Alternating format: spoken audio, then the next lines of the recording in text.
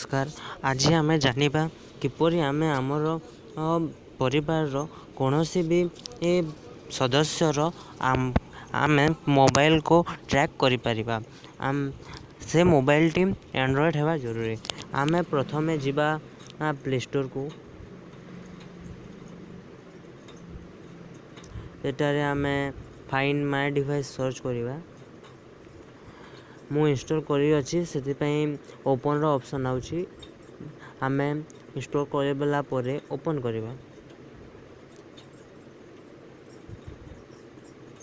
मु एठारे लॉगिन करी अछि सेति पई मो एठारे मोबाइल देखाउची।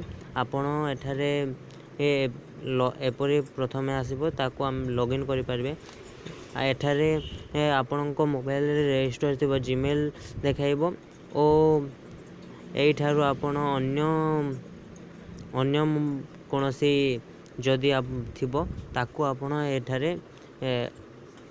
लॉगिन करि परिबे। मु एठारे लॉगिन करिछि। मो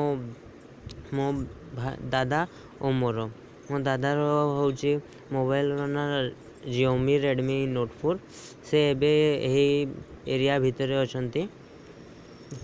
जदि आपणको घरे केबे भी आपणको मोबाइल खोई जाए तेबे आपण प्ले साउंड ऑप्शन को जाई आपणको से रिंगटोन टी बाजिबो जेतेले प्ले साउंड करबे आपण या को स्टॉप कर देबे एबे से गाना रिंगटोन टी बंद हो जिवो। एठारे आपण ऐड जदि आपण अन्य कोनोसी मोबाइल को ऐड करबा को चाहंती तेबे गूगल को जानतु। एठारे एंड्रॉइड मैनेजर सर्च करंतु।